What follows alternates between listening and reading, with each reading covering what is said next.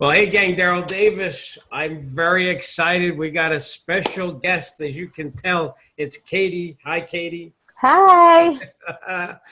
So, Katie, before we get into these questions that we surveyed our members and asked them, what is it that, which, by the way, I got to tell you something. So, when my wife heard that I was interviewing you, you thought I had like a president or an ambassador. So she was so excited. This is what she said. She said, "How did you get her?" So That's really sweet. you're a bigger celebrity. She follows you. She's a fan. So you're a bigger celebrity. Me, she don't care about. I got to take out the garbage after this is done. So, all right. So we've got a little background for those of you that don't know Katie. She's been, you've been under a rock, actually. She's a social media expert, in my opinion. Now, Katie, you got into real estate. Actually, before real estate, I heard that you were selling Cutco and you were in Hawaii. I was. Yep. That's pretty awesome. And yes, I was for Cutco for many years. What's that? I worked for Cutco for many years. Wow. So I'm sure you learned some sales skills from that. Good. Yeah, if you can do direct sales, you can do anything. You gotta have a good product. They have a good product. So absolutely. So now you got into real estate 2005, right? Yep. Mm-hmm. And so then you did that for a while, and then a chief social strategist, whatever the title at Inman. Yeah, I worked for a real estate company for a few years. I was their marketing director for a local brokerage in the San Francisco Bay Area. That was my first kind of step into real estate. And then from there, worked for Inman News for a number of years. I ran their social media, did a lot of speaking on stage, became their chief strategist. And in 2012, kind of got that entrepreneurial bug and decided to go out on my own. So we launched our consulting company in 2012. And now your husband, Paul, right? Yep. He left his, when I was reading about you, he left his corporate job to work with you. And so that's pretty awesome, actually. Thank you. Yeah, he left his corporate job. It'll be 3 years this summer. Wow. And yeah, it was always kind of a dream to be able to run a business side by side. And so he's my partner in life, partner in business. Most days it goes, pretty well. Every once in a while, there's some ups and downs, but I think we're a great yin and yang. And you're still married. That's an accomplishment. Thank you. Yes. It'll be 18 years this year, and we have 2 kids. So life is good. 18 years. That's a long time. That's there should be an award for nowadays. Everybody, it's hard to stay married. All right. Now you've, before we get into these questions and the content of the plethora, so I'm going to try and take the years and years and years of knowledge and expertise you have and cram it into less than 60 minutes. Okay. But before we do that, because I know we're not going to cover everything, and you have so much great stuff to give, because I was looking, you've written a book, Get Social Smart. Yep. And you've got a great video blog on YouTube. You've got a podcast that you just launched, which I love, by the way, on how you're sharing your journey. So it's a little different take, but I love it. Love what been hearing on it. Thank you. And then you've got your academy too, which I think is one of the best membership things that agents, if they need help with social media, I'm going to go out of camera shot because I just dropped my questions. That's okay. This is so wonderful. So why don't you tell people you want to, and you have a lot of free stuff on your website too. So give people a couple of places that they can find you, learn, and continue this experience that we're starting here. Yeah, absolutely. Well, you did a great job just highlighting most of them. We have lots of free resources on our website. So that's usually the best place for people to connect with me. It's just katielance.com, KATIELANCE. We've got a great free, there you go. We've got lots of great videos and blog posts, especially if someone is just kind of in the early stages and trying to kind of figure out what they're doing with social media and strategy. There's lots of great resources there. And we have a great, email newsletter that we put out once a week. We've got our book, as you mentioned, on Amazon. And then really for agents and brokers who are really ready to take it to that next level, we do have our online academy. So if someone goes to our website, they go to katielance.com, click the little academy button. It'll tell you more about our membership site. And it's something we're really proud of. We call it our Get Social Smart family because we have just, I think, some of the best, I know I'm a little biased, but we have some of the best agents and brokers inside of our academy. They're just people who love this industry. They love real estate. They know that real estate's a people business and that social media doesn't replace that. It's just when done right, it makes it even better. So yeah, we're excited about that. And I know that's kind of one of the things I think you and I see really eye to eye on, just the relationship part of real estate and yes. in this business. Yeah, you definitely, it's not about what's great about what you teach is how to use social media to enhance the relationship. It's not to replace it. And you're so good at it. Anybody that's not a part of the academy, you've got to check it out on our website, and I highly recommend it. Now, let's get into the questions. So I'm going to take this over here, get some of these other questions. So one of the questions when we interviewed our power agents in our membership, this is one of the questions: is there a must-have platform that an agent should be on? So there's a lot of social media. Is there one is a must that they should be on? Well, it's kind of the $1 million question. So I guess That's why I started with it first. That's good. That's good. Well, part of it really depends. Part of it depends on where your clients are at and also where you enjoy being. I think that's important as well.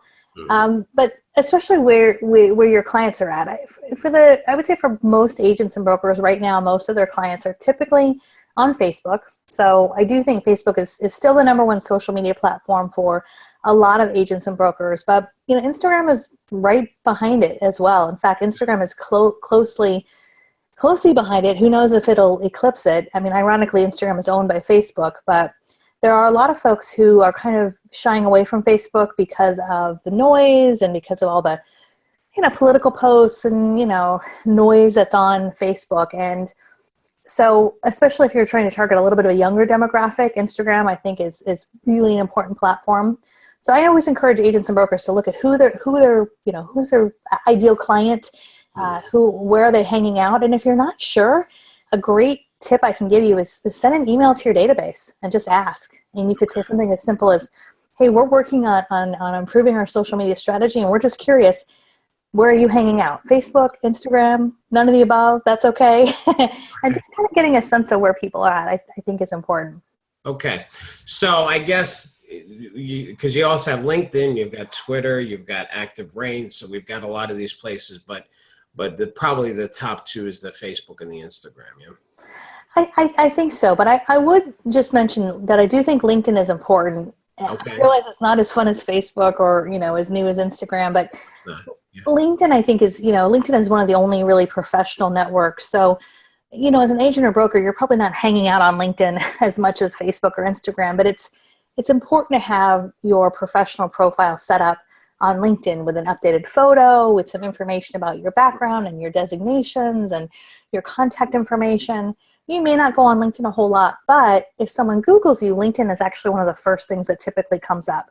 So I do recommend make sure you update that LinkedIn profile, keep it up to date. But in terms of kind of day-to-day, it's probably going to be you're spending most of your time either on Facebook or Instagram, or in some cases, both. Okay. All right. Well, that's good. All right. Now, what do I do if I'm laughing if I don't really want to be on camera? Yes. Because some people, they have a face for radio. But I know I really should be doing some type of video. Which, by the way, that's actually a two-part question. Some people, they don't feel comfortable in front of the camera, period. Like they're trying to avoid it at all costs. So what do you say to those people if they don't really want to be on the camera, but they feel like they need to do something? That's a really good question. So I think for a lot of people, there are certainly a lot of, anxieties when it comes to video, right? We don't like how we look. We don't like how we sound. We think to ourselves, who cares what I have to say? Is that really that valuable? We want it to look good, so then we don't do it. Mm-hmm. And one thing I would say is video, just like anything else, it's a muscle. So the more you do it, the easier it gets. It's a lot like in real estate. You know, when you first get your license, you're licensed, you went through the courses, Mm-hmm. you didn't really know what you were doing until you worked with the first client. And probably, let's be realistic, you probably didn't really know what you were doing for maybe a good 6 months or a year or even longer than that. Yeah. And so I always like to say done is better than perfect, Mm-hmm. meaning sometimes you just got to dive in and start. And at first it'll feel awkward and uncomfortable. And your first videos are usually always terrible, to Yeah. be honest. I mean, if you look back at my videos, you know, when I first started, they're somewhere on YouTube. You know, we all start somewhere. So I would say that's one thing. I would also say too, you know, I had a good friend of mine very lovingly tell me a few years ago, because I was feeling kind of the same way. And she said, Katie, that's how you look and that's how you sound. So you need to get over it. And so I would lovingly tell anybody, you know, that as well. I mean, that's what you look like. That's what you sound like. And in this day and age, in 2019, 2020, depending on when people are watching this, you know, one of the best ways to connect with people is through video. Mm-hmm. There's just something about hearing you and seeing you. Mm-hmm. And to be honest, if you want to stand out, you know, there's lots of agents doing video, but here's the secret. A lot of them are just doing it here and there. They only do it when they have a really fancy listing. Mm-hmm. Very few of them are doing it consistently or putting out valuable information. And that's really where the magic lies. You know what? I so agree with you. I mean, I'm not an expert at all, but one of the things I've learned through the video that we do, that keyword that you said, and that's consistent. You must be consistent with it. You've got something I highly recommend that people get on your katielance.com, your free stuff. You've got the Facebook Live topics. I think it's 35. I can't remember. Is that right? Yeah, it's either 30 or 35. It's sort of a cheat sheet with about 30 or so ideas for Facebook Live. And the reason why I bring that up, because of that whole consistent thing. Yeah. If I'm not mistaken, you'll record some of your stuff in advance. So that way, if the consistency is a certain day of the week or so many days during the week, that you're not having to scramble and always think of recordings to do. So you get them in the cans, kind of. Yes. That is that alone has been a huge game changer for us, but also for a lot of the folks inside of our academy. So we teach this concept of batch creating your content. And I started doing it honestly because I thought to myself, okay, if I'm going to sit down, do my hair and makeup and record one video, well, I might as well record 4 or 5 and get them all in the can, as you said. So we set aside time once a month. I usually set aside about 2 hours once a month where I sit down, I've got my setup all ready to go. I've got kind of my list of topics and I just kind of chicken scratch some notes out. I don't script it out. We sit down and we, you know, record a good 4 or 5 episodes all in one shot. I do the same thing now with my podcast. I sit down and record 3, 4, 5 episodes all in one shot. And I just find that when you can get into a system, that makes a huge difference. So you batch record and then you think about, okay, well, when is that going to get released? Is it every Monday or Wednesday or Friday? And here's the secret, like, it doesn't really matter what day, you know, whatever day is good for you, but pick a day and consist. What happens is people will start to tune in and they'll say, you know, oh gosh, she's got that new episode coming out on Friday or on Wednesday. And they start to tune in, especially if you're doing kind of episodic content. You probably noticed I do that with my videos and podcasts. And that's done intentionally because as kind of human nature, when we are watching something, it's like watching a new show you've never watched before and realize, wait, this is season 2. I missed season 1. I got to go back, you know? And so there's a lot of power in that. Okay, that's a good concept. Now, while we're on that, how do you post? So you've got Facebook, you've got Instagram. What do you recommend agents use to post? Like, do they go direct to the app or is there a third-party app? I recommend going direct to the app, direct to the platform, if possible. There are some other tools that are out there. I have used for Instagram, I've used the tool later.com. Later is actually a great free tool to schedule some of your content.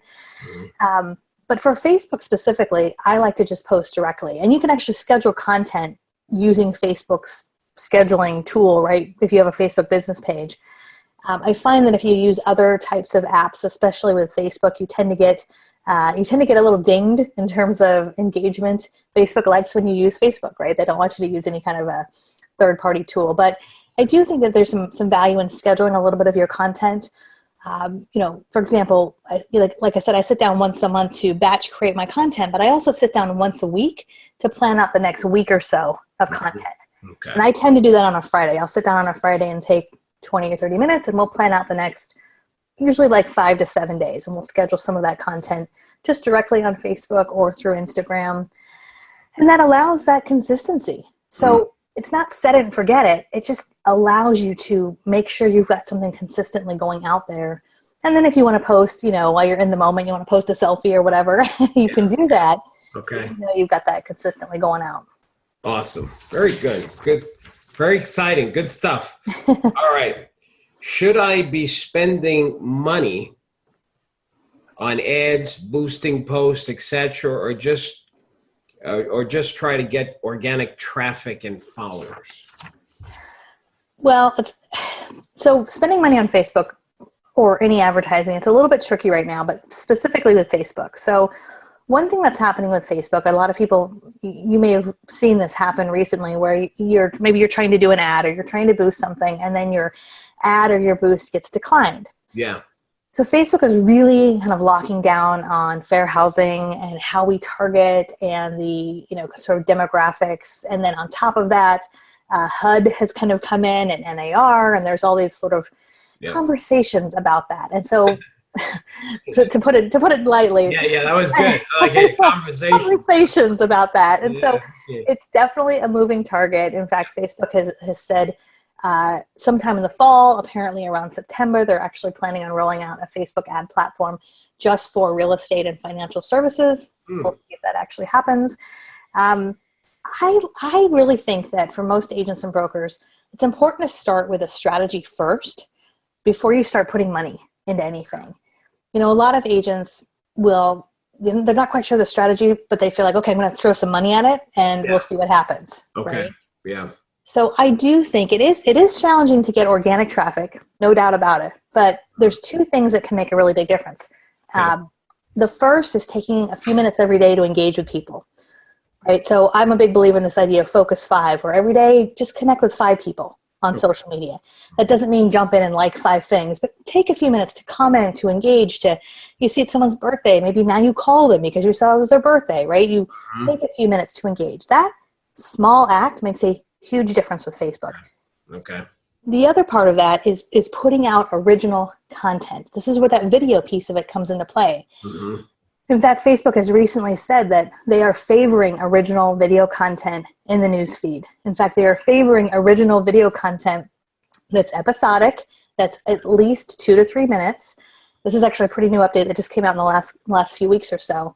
And so when we're seeing that as well, when we're putting out video content over the course of time, you're starting to attract new business, right? You're starting to attract people who are like, I like that guy. I like what he has to say. Mm-hmm.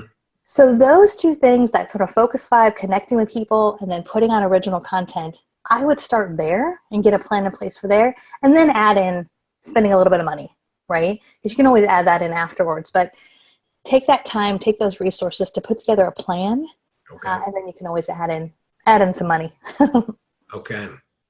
All right. So now you made me think of a question that actually I've been struggling with, but before I asked it, though, I make sure agents are struggling with it too, and I believe so. So with Instagram, you have a 60-second, unless you do the IGTV, Right.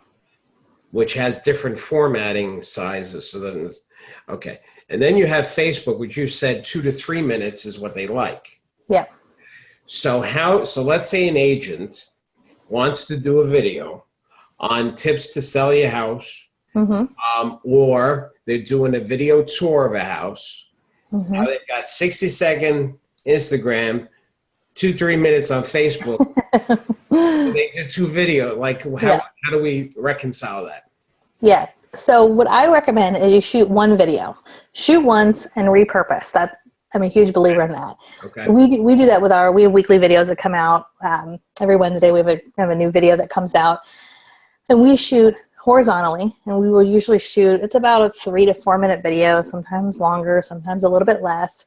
Okay. And that horizontal video gets put up into Facebook, it gets put over on YouTube. Okay. We share it on Instagram, but when we share it on Instagram, you know, the first minute just appears. So our call to action in Instagram is, hey, go over to YouTube to watch the full version of this video or to watch the rest of this video. Okay. You can also put it over in IGTV. Now, IGTV is vertical, so you can use, there's a lot of different apps. There's a great app out there called InShot, just N-I-N and then S-H-O-T, InShot, which will take your horizontal video and put it into a vertical format. Write it down. Writing it down. Yes. Write it down. So, you know, you can take that and put that into IGTV, load it into IGTV. It sounds like a lot, but once you start to kind of think about where do you want it to be, how can you repurpose it, at the end of the day, you're taking one piece of content and like slicing and dicing it 10 different ways. Right. So, you know, and then of course you could do an Instagram story that says, hey, I just did this great video. If you want to watch it, go to my YouTube channel or click over to my Facebook. And so we try to kind of always tie it back to, you know, pointing to where that long form video is, whether it's on Facebook or YouTube. And Instagram is a great way to kind of drive traffic and, you know, kind of create some interest for that too. Okay, so let me make sure I got this. So what we would do is an agent does a tour of a house or a tip, one of your Facebook live tips, perhaps, that concept. Mm-hmm. And they shoot 3 minutes. They post it on Facebook. Yep. But on Instagram, it's a tease for the whole thing. Yeah. And we're going to direct them to Facebook or to YouTube? I would prefer, I actually think it's better to direct them over to YouTube. Okay. So when there's a couple of things here. When you're in Instagram, just to kind of back up a second, when you're in Instagram, you're only allowed one live link. And that is the link that's in your bio. So you can either change that link week in and week out, or whenever you have a new video. You can also use a great tool called Linktree. We use Linktree. Linktree is totally free. It allows you to put multiple links in your bio and Instagram. Okay. So if I were an agent, I would take that video, I would put it on Facebook, I'd put it on YouTube, and I would have that YouTube link in my Instagram bio. And the reason for that is what I have found is that when you're on Instagram and you click a YouTube link, it's seamless. And you want that experience to be as seamless as possible. When you click on a Facebook link from Instagram, sometimes it works, sometimes it wants you to log in, sometimes it doesn't work, which is ridiculously annoying. Even though Facebook owns Instagram, you'd think they'd figure this out. Yes, okay. So I personally think YouTube and Instagram have sort of like this symbiotic relationship. So yes, I would just, and you don't even have to create a separate 1 minute video. I would just take that 3 minute video, upload it into Instagram. It's only going to take the first minute. And in your caption, just put, you know, hey, to watch the rest of the video, click the link in my bio to watch the rest of it over on YouTube. So they go to the Linktree. The Linktree brings them to the Linktree helps your bio to have the link. Yep. Go to YouTube to watch the rest. Yep, exactly. And what Linktree allows you to do is it allows you to have multiple links. So if you go over to my Instagram and you click my Linktree, it has my YouTube channel, sign up for my email newsletter, Academy, my book. I noticed that. Know, which is kind of fun. It was like a website. Yes. From your bio to the Instagram. Yes. Yes. And we see agents do this really well. They've got their solds and their most recent listings and their coming soons and their latest blog posts and their YouTube and their Facebook, right? So it's a way to kind of share more than just one thing over on Instagram. So LinkedIn acts as a bridge from Instagram to wherever. Yeah. In this case, YouTube. Okay. Yes. Linktree, not LinkedIn. I said LinkedIn. Linktree, yes. I'm getting old. Linktree. I color my hair. It's actually great. Okay. Yes, Linktree is great. And I realize as I'm saying this all out loud, it sounds complicated. To be honest with you, really, I really think it starts all with the content, right? And so what I recommend, if an agent or broker has never done this, I recommend just sitting down, putting your phone down, closing your laptop, take out a notebook, and just brainstorm what are the questions you get asked all the time. What are the conversations you have day in and day out with buyers and sellers and investors? And I can almost guarantee if you took 10 or 15 minutes, you could probably come up with 10, 15, 20 topics, right? And then, and that's really kind of the first step, right? And then setting aside some time to get those recorded, and then get those distributed, if I can say that word right, out into the interwebs. But that's really the magic, right? So instead of thinking I have to post something new every single day, which a lot of people think, no, how about one great video each week, and then take that one video and that becomes a number of different posts? Because there's no reason when you post a video on Monday on Instagram, well, by Friday I've forgotten about it, so you can post it again, right? Same thing on Facebook. There's, every time we put a video up on Facebook, I'm resharing that video 3 to 5 times over the first few weeks. Most people have never shared the same thing on Facebook more than once. They share it and then we're done, right? So it's this idea of like working smarter, not just harder. Yeah. Makes sense? It totally does. So I'm thinking of the agents now. So, you obviously are the social media expert. I use social media because I'm a speaker and a trainer. So for an agent, they may be like, I just want to show houses. Do I have to do this? And if they want new business, they have to. Yes. Okay.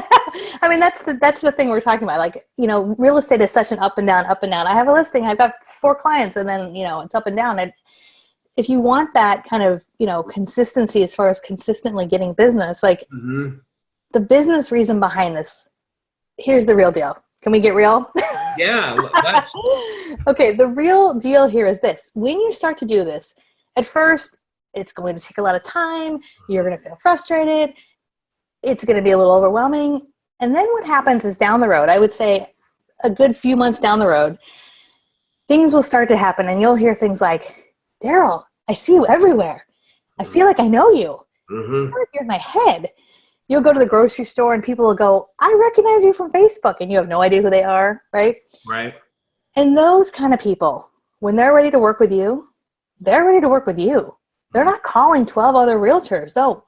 They know you. And now it's up to you to decide if you want to work with them. And that is just awesome. That is the difference between attracting business and chasing leads. So that's kind of the whole business reason behind like why this is, I think, so important.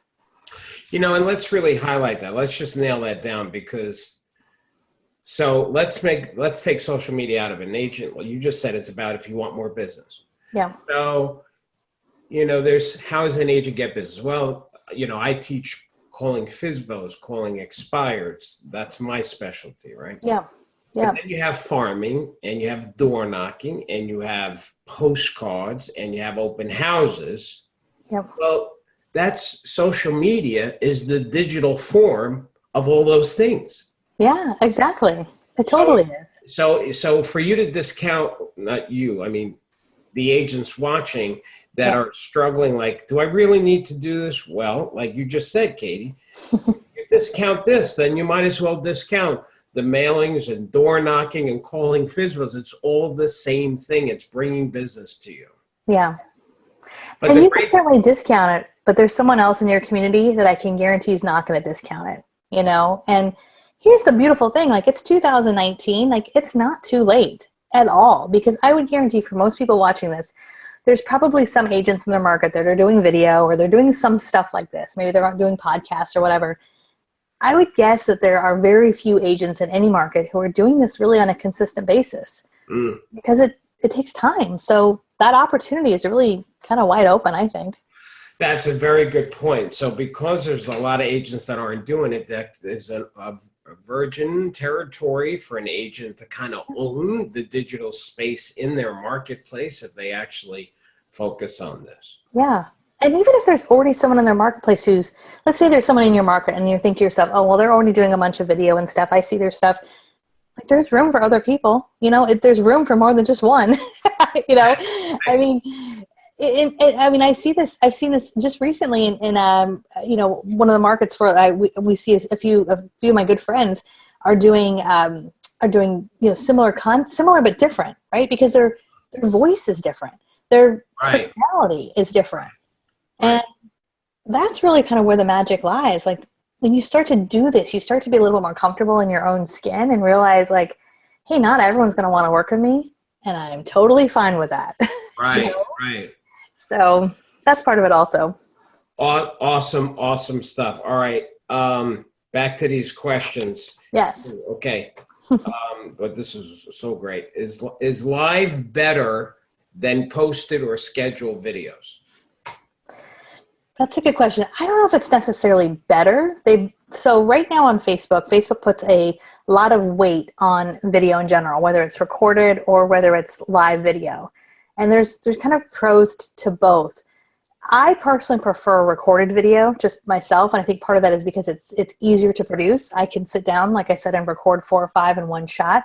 Okay. I think it's a little bit more challenging to be consistent when it comes to Facebook Live, because Right. you might say, hey, yeah, every Monday I'm going to go live at 10 a.m. And then, well, you have an appointment or you've got a client call, and obviously that, kind of takes priority. So where I think that there's a benefit is having a little mix between the two. So if you can get into the routine of putting out consistent recorded content, kind of the sort of episodic content we're talking about, and then from time to time, where I think there's a lot of value with live video is taking people kind of behind the scenes. Mm-hmm. So, for example, you might have a Sunday open house, and with the permission of the homeowners, you might say, hey, I'm going to do a quick sneak peek, a quick, kind of Facebook Live Mm-hmm. to promote that open house.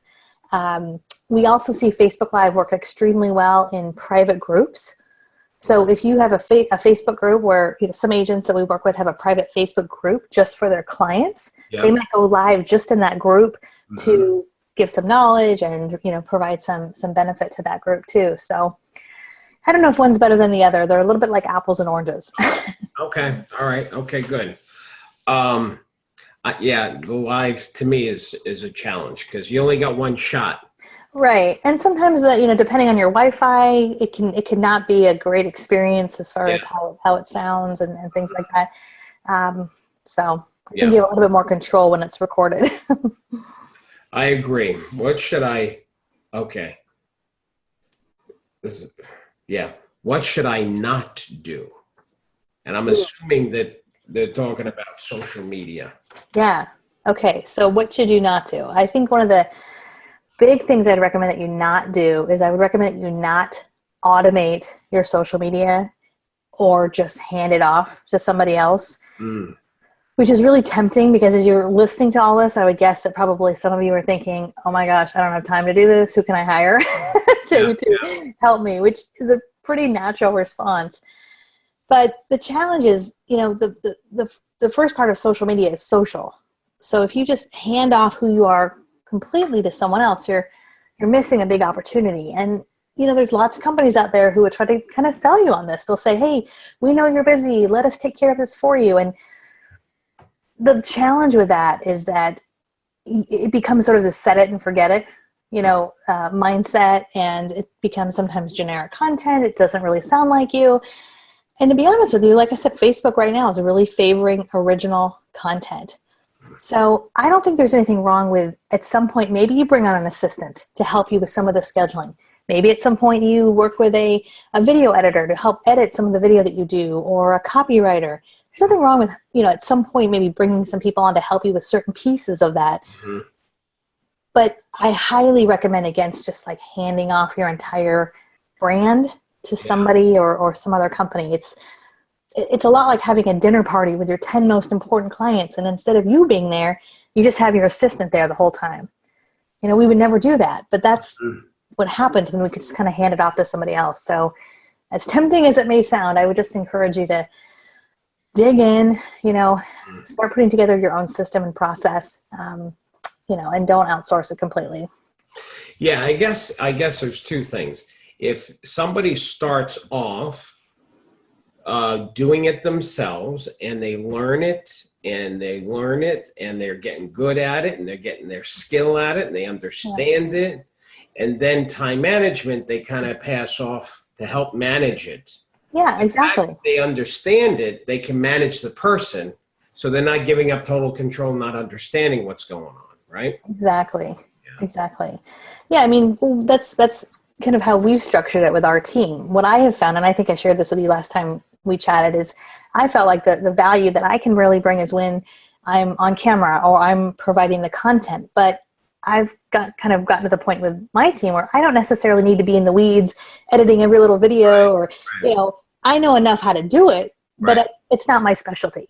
Right. And I find that if you can get to that point where, when it's just you yourself and that's it, that's fine. You'll do what you have to do.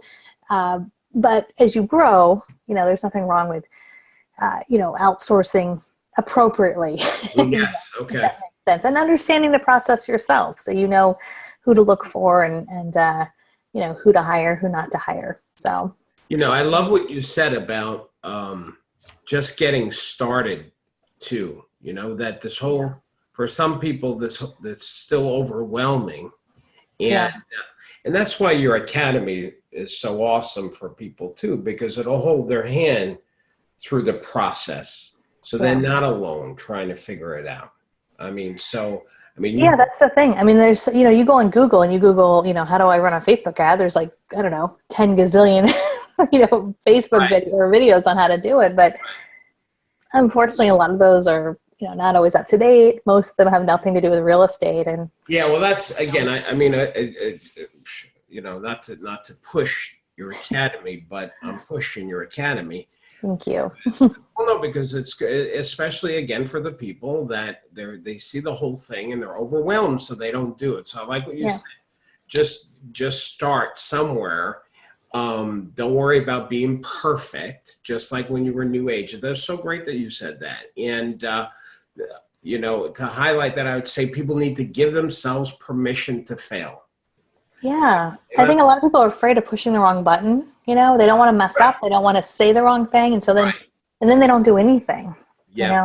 Push the button. I love it. Push the button. Just push the button. What's the worst thing that can happen? You delete the app. Well, then you can reinstall it. Or you accidentally do something dumb. Well, you can delete it. What's the worst that could happen? That's the worst. Unless it's Twitter, it's kind of hard to delete a tweet. True. I haven't figured that out.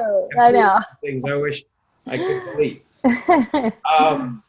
Now, should people? Let's see. Okay, how are we doing on time? All right. Should people should people do stories on Instagram? How is the story different from something else on Instagram? Yeah, so Instagram stories, for people who don't know, launched about a year or two ago, and it kind of copied Snapchat in a lot of ways. And basically what an Instagram story is, if you haven't seen it, is it's photos or 15-second videos that get stitched together into a story that disappears after 24 hours. Okay. Which, for some people can feel a little like, well, what's the point? Why would I create something that that disappears? But where we see Instagram stories really beneficial is in kind of two ways. So one, just sort of sharing the behind the scenes as you're out and about. For example, you might have a beautiful new listing. And so the professional photos are going to go up on Facebook, and you might have a nice video. Mm-hmm. But your Instagram stories is on the way to meet the photographer or in the house as you're, meeting the inspector, kind of that behind the scenes. Yeah. It's not filtered. It's not perfect. It's not, it's that behind the scenes. The other way Instagram stories is really powerful is to drive traffic to your other things that you might be promoting. Okay. So for example, when we have our weekly videos, one of my Instagram stories is usually, hey guys, I just did a quick video about 3 ways to, improve your Facebook. Here's tip number 1. If you want to hear the next 2 tips, click over to my YouTube channel. Here's the video. And we're using Instagram stories as a way to kind of promote that. Okay. So that can be really powerful. And I would also say too, Instagram stories is a great way to connect with others in your community. We're seeing agents and brokers who are getting really smart about, if they're at a local coffee shop or they're at a local restaurant or whatever, they'll do a little Instagram stories about, hey, this is my favorite cup of coffee. And they'll tag that coffee shop in the Instagram stories, and then they get it reshared. And so it can be really a really kind of powerful thing. In the stories, you would use a hashtag. You can't. I think I've seen people where in the story there's a web link. I think where if before the story over, you press it. How does that work? Yeah, so when you're doing an Instagram story, you can add all kinds of things. You can add hashtags, hashtags definitely help you get found. You Okay. have to have a public account though. If you have a private account on Instagram, hashtags aren't going to help you at all. The whole point of a hashtag is to have that content get seen by more people. Okay. So you can add a hashtag, you can add a location, and then there is a swipe up feature which allows you to add a link. However, there's a couple caveats. So if you want it to link to anywhere, you have to have over 10,000 followers to get to that swipe up feature. Okay. If you don't have that, you can run an Instagram stories ad, which we've seen agents do. They're starting to do pretty effectively, where they're maybe doing a quick Instagram stories saying, hey, I've got this beautiful new listing, swipe up for all the details. That's actually an ad that you can place for Instagram stories. Okay. But the third option is if you are doing video over on Instagram TV, you can add that swipe up feature and just link over to your IGTV. So if you've got a video, maybe you've got a full property video or some sort of video that you put on IGTV, you can do an Instagram stories and say, hey, swipe up to watch the full video over on IGTV. So Got it. lots of options. Wow. I see a lot of agents using the Instagram because it lends to our industry with houses and rooms and pictures. And I think that's why we've seen it grown so much over the years. Yeah, people love to, why do you think HGTV is so popular and all that, shows about real estate and homes? People love to get little sneak peeks into what's happening with real estate. You said you made, I don't want to forget, you said, I think I read you say something, I speak for a living. There was something that I think you said or wrote about hashtags, that it's different with Facebook, that it looks like you're spamming. Yes. There's too many hashtags as opposed to Instagram. So how do you resolve that, and how does an agent pick hashtags Yeah. So hashtags are really, really valuable inside Instagram. It's one of the fastest ways to grow your Instagram account is to use hashtags. And on a post within your Instagram feed, you're allowed to use up to 30 hashtags, which sounds like a lot, but I always recommend an agent or broker use at least 10, like 10 to 15 is kind of the sweet spot. What you can do is, if you've never done this before, go into Instagram, there's a little magnifying glass and you click that. And what I'd recommend is just start by typing in your city or your town. So, for example, I live in the San Francisco Bay Area. So I might type in SF Bay Area or San Francisco or SF Homes. And what you'll start to see is a list of hashtags kind of populate, and it'll show you the most popular hashtags. And to be honest, I recommend just start writing them down. So just start making a list. Okay. You might even keep that list on your phone. If you've got a notes app on your phone or Evernote on your phone, whatever, just like keep it in one place. You can easily kind of copy and paste this list over. All right. And so when you're posting to Instagram, adding those hashtags are key. Now, when you post to Instagram, what a lot of people do is they will simultaneously post to Facebook because they want to save time, which I get. But the challenge, like you said, is when you share something from Instagram to Facebook and it has 30 hashtags, it looks ridiculous, right? It looks like it just looks really spammy, right? Yeah. So what I would recommend, it takes like an extra half a second, but I promise it's worth it, is go to Instagram, post your photo, add your hashtags, and then post it. Okay. Go back to that post and hit the little share button, and you can share it to Facebook. And when you share it to Facebook, just delete the hashtags. Okay. That's it. So instead of just automatically posting it to Facebook, post it to Instagram, take a half second, go back and share it to Facebook and delete the hashtags. And the reason for that is you'll just get more engagement over on Facebook, right? If you're thinking, well, that takes too much time, you want to make the most out of every single post. Everything that you put out there, you want to try to get the most juice from it, right? The most bang for your buck. So it's a small thing that can make a big difference. Now, should you do hashtags on a Facebook post, just not as many as the Instagram? I mean, maybe one or two, but they just, even though hashtags are searchable on Facebook, you can go into Facebook and search hashtags, but nobody does that. I mean, I would imagine you've probably never done. Most people have never done that, and it just, because of how Facebook is and sort of the ecosystem of Facebook, it doesn't do you any good to really do that. Okay. Yeah. All right. Yeah. All right. So now, I guess one last question. It may be a big answer. Is that from your academy, because you've got so much great stuff?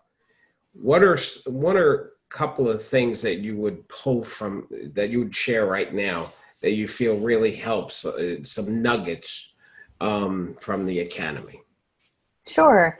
So, and the way our Academy works, for anyone who's wondering, is it's a lot like Netflix, meaning once you sign up, you can binge watch as much as you want. It's all on demand, all of our training and videos and everything. So, and we have it kind of broken down by, different categories. So if you're most interested in Facebook, you can check out Facebook or Instagram, whatever it might be. I think probably the biggest thing that your community here would get the most out of is just talking a little bit about that scheduling piece of it, because that's a big piece that we talk about inside of our Academy. Okay. So a big tip I would give anybody listening, and we kind of alluded to it a few times, but it's this idea of time blocking your schedule. So we teach this idea of time blocking daily, weekly, monthly, and yearly. So 4 different times. Okay. Daily would be 5 or 10 minutes a day, right? I do it every morning as I'm having my coffee before I open up my email, because email is like a black hole that you never get out of. So, whenever that's a good time for you, a few minutes every morning, that's where you're going to do your focus 5, where you're going to intentionally connect with at least like 5 past clients, maybe 5 prospects on social media. Okay.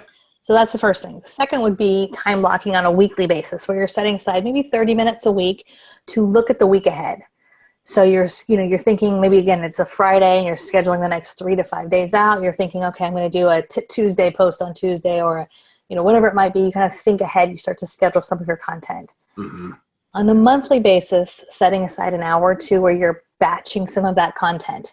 Okay. So you sat down, you're recording, video content, podcast content, whatever it might be, and you're kind of batch creating that content. And then on a yearly basis, and this is especially important right now, because if you're listening to this live, it's May, it's the spring, but look ahead, look towards the end of the year, and somewhere in October, November, December, set aside a day or two where you can reflect on all this marketing that you're doing to see what's working, what's not working, what are we going to do for the new year.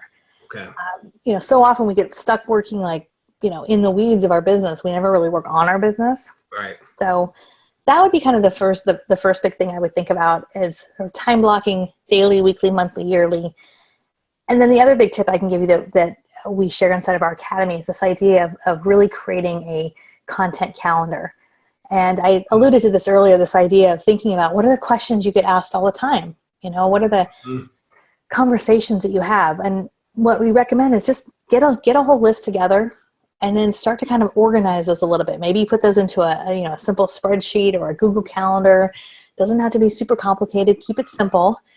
You start to kind of get it organized, just like any media organization, right? The New York Times, Good Morning America, they all have an editorial calendar. They don't wake up and go, what are we going to write about today? So you got to think about it in advance. And, and like you said, that the free download that we have for Facebook Live, those are 30 ideas right there. You could borrow those, steal those from me, go for it. Yes, those are awesome. I love those. I so love those. All right. Now, you just made me think of another question. I lied that was the last question. That's okay. So we're a news organization. We're mapping out our programming, program schedule. Yes. Now, there's news. There's a problem. Something is not part of, it's urgent. Breaking, as Wolf would say from CNN, breaking news. Yes. So for an agent, the breaking news would be they got a listing. Yes. So now what do we do with this new listing that the agent's got? What should they do to help use social media, squeeze it in and promote? Yeah, I love that. So what I would recommend is to use this sort of news analogy. Yeah. On one hand, you want to keep the programming going, right? Like, just because there's breaking news, Grey's Anatomy still comes out every Thursday night at 9 p.m., right? Like, regardless of what's happening in the world. So keep your programming the same. So if you say, okay, every Monday I'm going to have a new video, and then we're going to reshare that here, here, and here, and this is how we're going to repurpose it, you keep that the same. It's just now you're breaking news, which I love that analogy. I might have to borrow that. Steal it, baby. I love it. It's just one more layer on top of that. So you can still have the rest of your content going, because the rest of your content is going to serve a big part of your audience who's not actively buying or selling. They're the people that you're just kind of marinating on and keeping in touch with over the course of time. And then you've got the smaller percentage that are in the market or they're thinking of buying or selling. And so that breaking news can certainly just be layered right on top of that, you know, and that might be a great opportunity to do a Facebook Live and say, hey guys, I just finished an awesome listing appointment. I'm so excited to work with this amazing couple. We're going to put their house in the market probably in the next few weeks. And hey, if you're interested, just send me a message and I'll make sure that, you know, you're in the know first, but stay tuned, you know, and don't be afraid to kind of share that excitement. Like your clients will love that too. In fact, I mean, people want to work with people who are fired up, you know, who are like, have some, you know, fire in their belly about what they're doing. So, yeah, you know, there's nothing wrong with that. And kind of, especially if you've got a little bit of a runway, maybe you're going to work with them for a little bit of time to get their house ready. You're not giving away the kitchen sink. You're not saying, hey, it's 123 Main Street. Like you're just kind of building some excitement. Right, you know? right. And I think that's great. That's awesome. Yeah. All right, now you see, now while you're talking, I thought of another question, but I can't keep going because Go ahead. It's all good. I'm gonna have like not enough bandwidth. I'm gonna have my cable company say we have to shut you down. You shut up. Wow. So this was really great. So Katie, I can't get enough of you, and I'm sure the same is true for people that are watching this. So once again. Am I blocking the thing? There's Katie's hashtag Get Social Smart. But the best way to get in touch with you, which has everything, there's so much free stuff you've got that people can download and learn about the Academy. And you're speaking, and that same thing. You are for hire, right? If somebody wants to hire you to come speak. Absolutely. You're hireable, yes? Yes, absolutely. Right. We do a lot of speaking and training. All right, awesome. Absolutely. It's funny, people come up to you all the time. Do you do this for a living? Can I hire you? I'm like, what? So I have to tell people, yes, you can pay me to speak. Yes. Once again, your website is katielance.com, right? Yep, katielance.com. That's where you can find out about. Oh, it's up on the board, yeah. Yep, KATIELANCE. That's where you can find out about our Academy, the book, podcast. We've got all those free resources. We even have a free content grid on our website. So if you're listening to this going, okay, this all sounds great, but I really need help kind of structuring a system, you can download that free content grid. That'll really help you get started for sure. You know, I saw that too. And just before this call, I downloaded it. Oh, good. Yeah, so it's good. You did your homework. I love it. Yes, the fact that I knew you from Hawaii and your husband, the whole story, I'm like, all right, this is good. That's awesome. All right, well, Katie, thank you so much for taking the time to squeeze this in to make a difference. You know, gang, for those of you watching, this is a great lady over here. She speaks from the heart. Thank you. Cares about what she does, loves what she does, is an expert at what she does. So you need to plug in with her and get more connected. And by the way, if people want to follow you also on Instagram, what's your social media handle for that? Yeah, absolutely. It's just Katie Lance. So KATIELANCE. I was lucky enough I was able to secure that on just about every platform. So there's probably not a lot of Katie Lances out there. So that's awesome. Not that I know of. There might be some lurking out there, but I don't know. I've stolen the domain from everybody. Yes, that's how you do it. Yes. Exactly. All right. Katie, yes, happy to connect on social. So. Yes, thank you so much once again, everybody. Thanks for watching. Hope this was I know it was valuable. It was for me. And don't forget to keep smiling.